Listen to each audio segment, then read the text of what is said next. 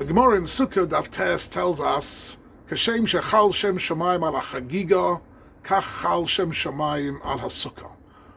What does that mean?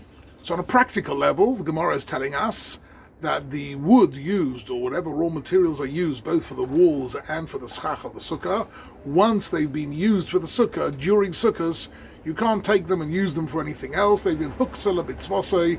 They have in some sense been consecrated.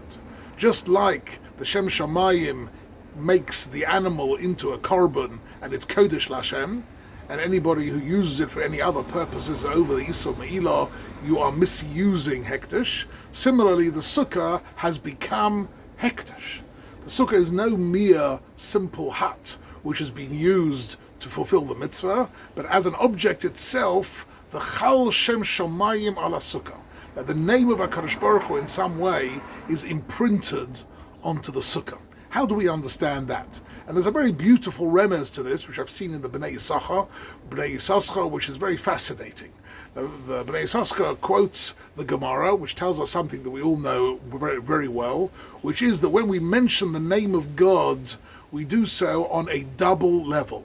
There is the Shem Havaya, the Yud Kei Vov Kei name of HaKadosh Baruch Hu, which we don't enunciate, which is the ineffable name of HaKadosh Baruch Hu, which is hidden in our mind and hidden in the text, but we don't say it because we are not able to really pronounce something, the name of HaKadosh Baruch Hu, which comes from the Ein Sof, which comes from something infinite and can't be captured in human language. So we instead use the word Aleph Daled Nun Yud, which is called the Shem Adnos, and therefore every time we say the Shem Hashem, there's a combination between a hidden essence and an outer practical meaning, where we see the power of HaKadosh Baruch Hu in the world around us.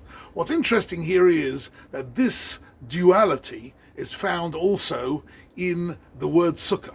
That the word sukkah has got 4 letters, samach vav kaf hey.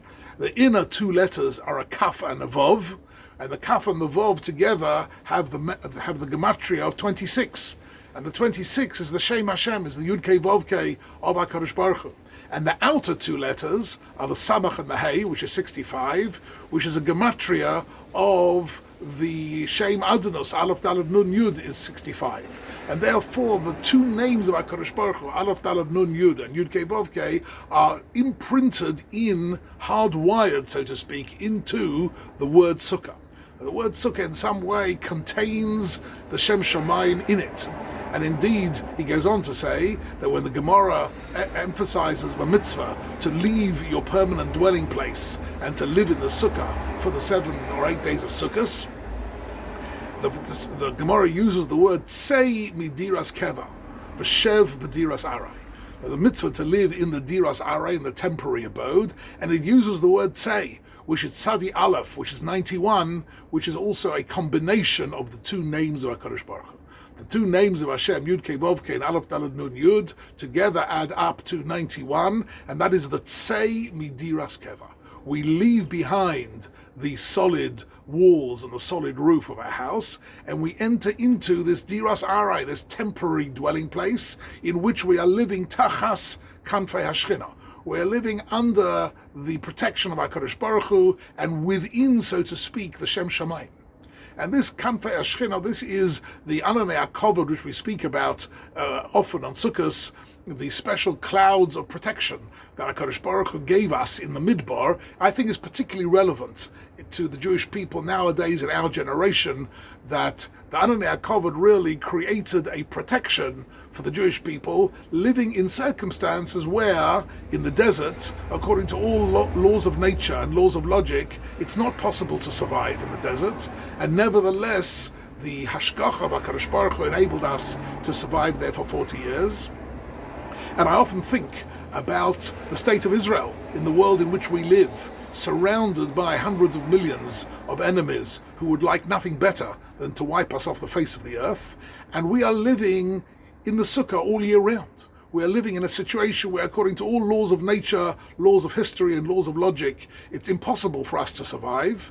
And yet, HaKadosh Baruch Hu gives us this special Tachas Kanfei Hashchina, this special protection which enables us to live B'tseil Kanofecho Tastirenu. He hides us under the shade of the Kanfei Hashchina, and that is really the beauty of the Sukkah, where we are residing within the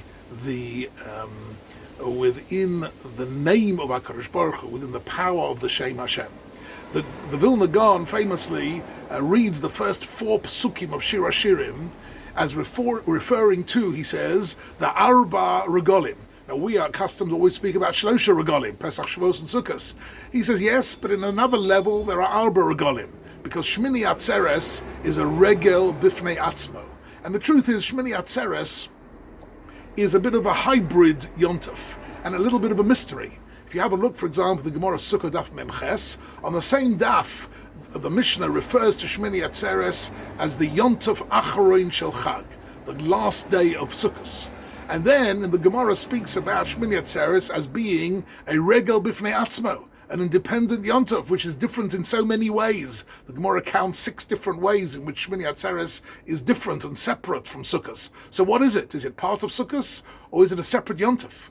And the answer is it's both. Shmini Atzeres has got this double identity, which in a sense represents the dual identity of every member of the Jewish people, that we are at the same time a member of mankind, and at the same time not a member of mankind. We are living a different existence, marching to a different tune, living a life of Torah and mitzvahs, and living tachas kanfei hashchina. So we have this dual identity.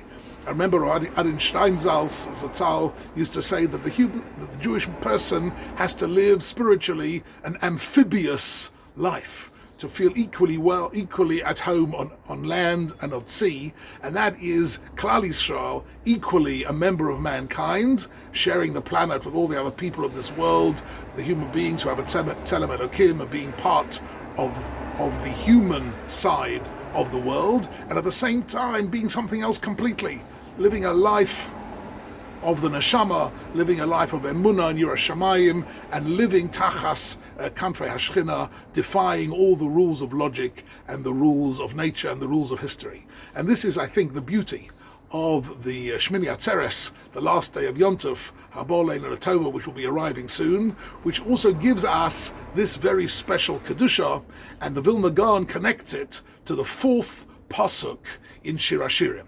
The first 3 psukim he connects to Shlosha Regolim, Shir HaShirim Asher Shlomo, is Pesach with the Shiras Hayam, and Yishakeni Meshikas Pihu is the Pe'al Peh, the listening to the words of HaKadosh Baruch Hu at Har Sinai on Shavuos, and the Shemen Turak Shamecha, the oil of Kedusha, is the oil of Sukkos, which is a bit of a complicated subject. Won't go into it for the moment.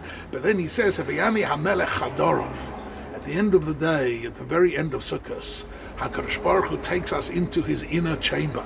Nogila v'nismacha bach. And we have a special simcha, which is a private simcha, not as members of mankind, but as something else completely. Nogila v'nismacha bach. We are rejoicing in the presence of HaKadosh Baruch Hu throughout the whole of Sukkot, within the Sukkah, but it reaches its climax on Shmini Atzeres, where even the Sukkah disappears.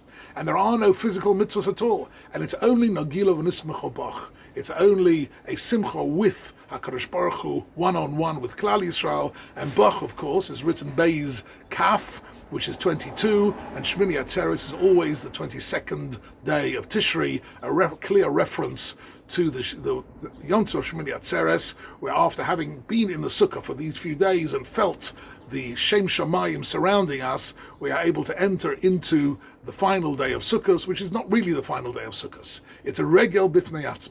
It's a different experience. It's the experience of the Kirvas Hashem, the closeness we have to HaKadosh Baruch Hu, the emunah and the bitachon that generates, and the way of life which is unique to Klal Yisrael, and Bez Hashem, Vasienus Birkas Moyadecha, the brach of this Yontef should carry us through into the future year, V'chein Yehi Ratzon.